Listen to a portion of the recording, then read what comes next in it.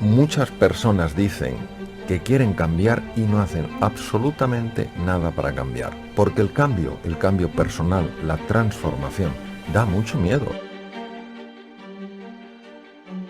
Deje ese personaje atrás. No tenga miedo y reinvéntese.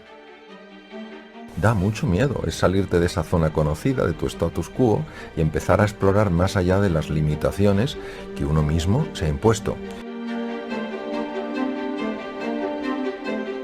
La personalidad es como un rol, como un papel.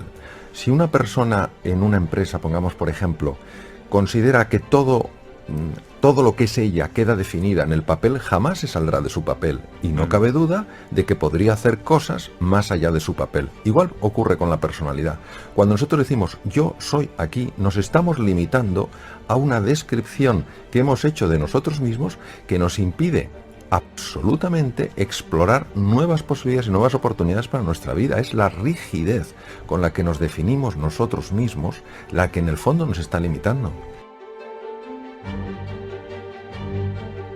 Cuando una persona se ha definido con un papel, quitarte ese papel es quitarte tu sensación de valor. Esto, por ejemplo, pues lamentablemente lo estamos viendo con mucha frecuencia ahora. Una persona que se ha visto durante muchos años pues en un cargo determinado, en un puesto determinado, y por las cosas que están ocurriendo se ve sin puesto de trabajo, lo que ha perdido es un cargo, no se ha perdido a sí mismo. Esa persona sigue teniendo un extraordinario valor, sigue teniendo unos enormes recursos, una tremenda potencialidad. Ahora, si esa persona se define en base a ese papel, pensará que ya no es nadie. Lo mismo pasa en las transformaciones de la identidad, de la personalidad. Empezamos a tener sensación profunda de vértigo y creemos que si expandimos los límites de nuestra personalidad ya no nos reconoceremos a nosotros mismos. Y en el fondo lo que haremos será desplegar y permitir que florezca la verdadera naturaleza, la verdadera realidad que somos.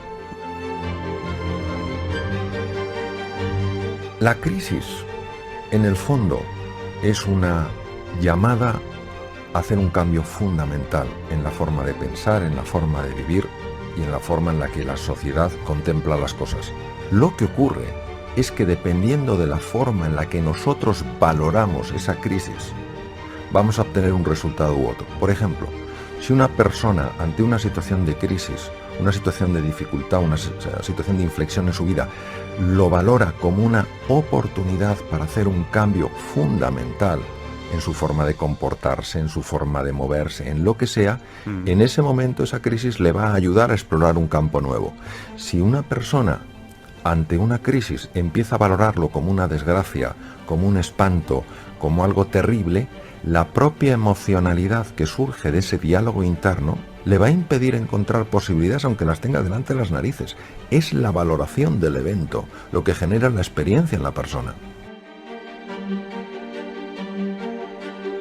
Hay ya muchos estudios científicos muy sólidos que demuestran que cuando utilizamos palabras de tipo negativo y de forma continua, se cambia por completo la constelación hormonal, es decir, cambian las hormonas que hay en la sangre.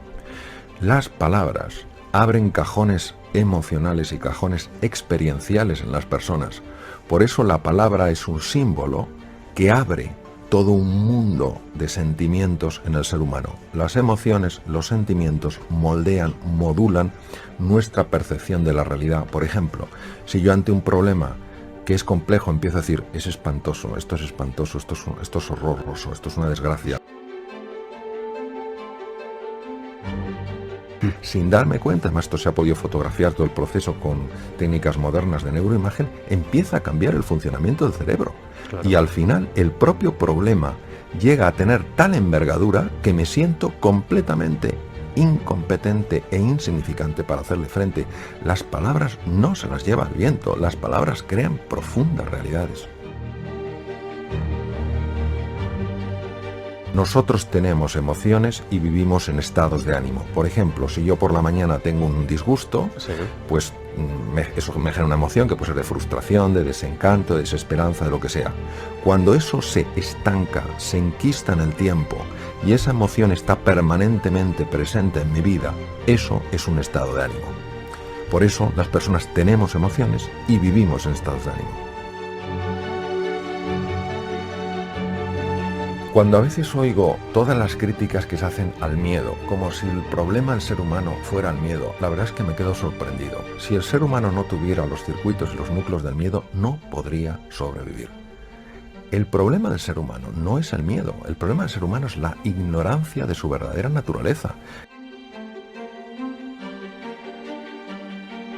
Claro, cuando tú no eres consciente de tus recursos y de tus posibilidades, te asustas ante el más pequeño de los desafíos. Claro que somos ignorantes de nuestra verdadera naturaleza. En un momento determinado de nuestra vida, cuando éramos chiquititos, hicimos una definición, una descripción de nosotros mismos, nos la creímos y ahora vivimos de acuerdo a esa descripción y no de acuerdo a nuestra naturaleza. Nuestra naturaleza, en su conjunto y en su esencia, es perfecta. La palabra perfecta quiere decir completa. Es decir, no somos mecanismos de relojería averiados que nos tienen que arreglar porque no damos la talla. Somos seres excepcionales porque cuando uno es capaz de encontrar y conectar con esa excepcionalidad en su interior, también la puede haber en los demás. Es decir, no es una excepcionalidad, yo soy más que tú, somos extraordinarios, pues vamos a vivir de acuerdo a quiénes somos.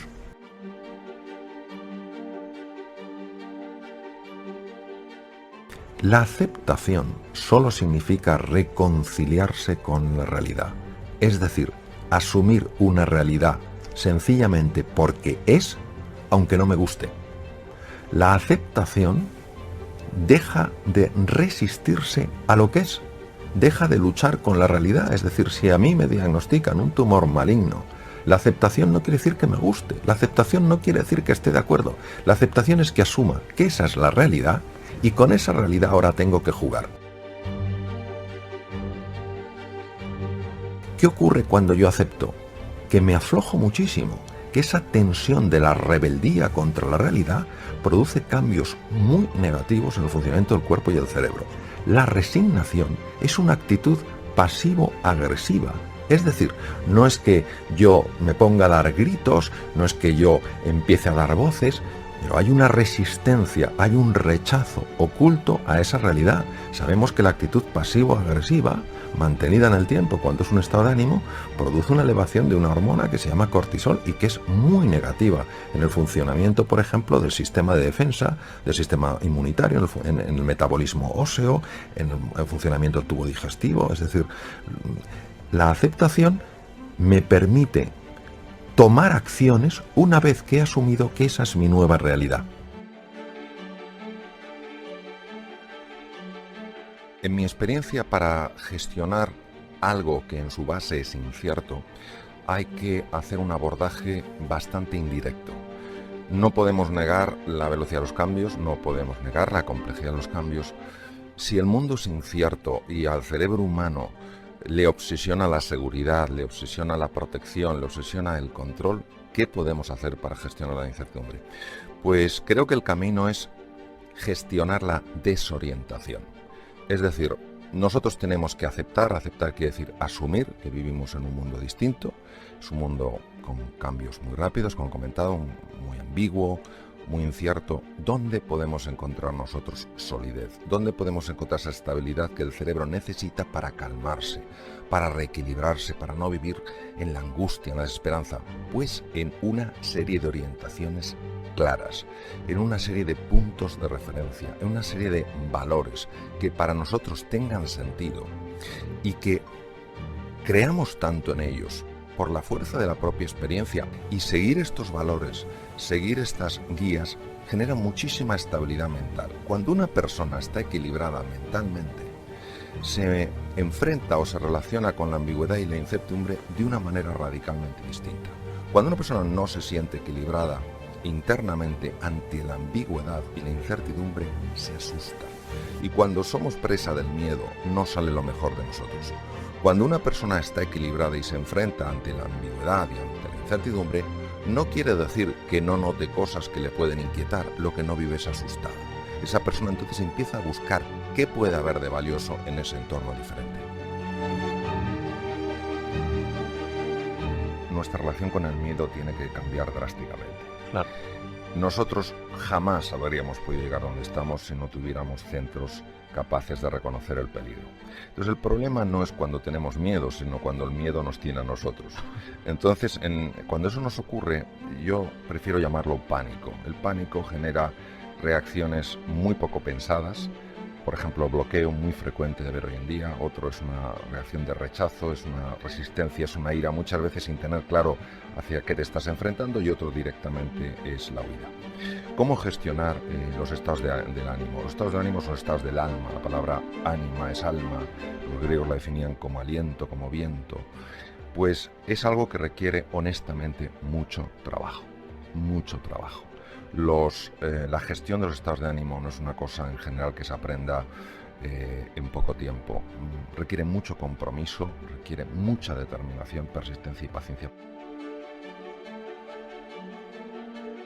Porque muchas de nuestras conductas son puras reacciones automáticas.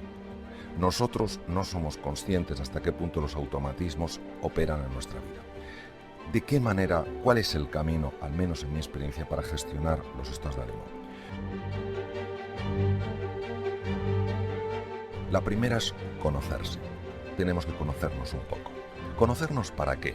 Conocernos para comprendernos. Muchas de nuestras reacciones automáticas que generan el rechazo en nosotros mismos, hacia nosotros mismos, si nosotros comprendiéramos de dónde vienen, no generarían ese rechazo hacia nosotros mismos, aunque sí se rechaza hacia nuestra conducta. Es distinto rechazar tu conducta a rechazarte a ti mismo. Si tú te conoces y te comprendes, entonces te puedes aceptar. ¿Qué es aceptar? Aceptar es asumir humildemente que ese es tu punto de partida. Es decir, por ejemplo, yo cojo y digo, empiezo a conocerme, me comprendo y digo, bueno, tengo estas reacciones airadas, pues porque francamente cuando yo no me siento valorado, cuando yo me siento ninguneado, se produce en mí esto. Yo lo comprendo, acepto que este es mi punto de partida, me gustaría que fuera otro, no sé por qué tengo estas reacciones automáticas, otras personas lo tendrán por otros motivos, y una vez que me he aceptado, que me he asumido, que dejo de rechazarme, que me quiero un poco más, entonces empieza el camino de superarme. ¿Cómo me voy a superar si no me conozco? ¿Cómo me voy a superar si no me comprendo? ¿Cómo me voy a superar si estoy constantemente en lucha conmigo mismo? Yo no puedo cambiar en este momento lo que me está ocurriendo. Yo sí puedo cambiar, aunque sea parcialmente, cómo estoy respondiendo frente a lo que me ocurre. Y creo que cuando una persona tiene unos principios claros, unos valores que le perfeccionan como persona, al final empieza a experimentar en su vida una transformación que puede tener tintes, entre comillas, mágicos. Nosotros sabemos por estudios que existen en neurociencias que cuando una persona está más equilibrada, su cerebro funciona radicalmente, de una manera radicalmente diferente. Aumenta la conexión entre las neuronas, la neuroplasticidad. Esto implica que la persona aumenta sus capacidades cognitivas, aumenta su inteligencia, aumenta su creatividad, aumenta su imaginación y, por tanto, puede encontrar alternativas donde antes no había ninguna. Reinvéntese con otras categorías, con otros gustos, con otros deseos, con otras formas de amar.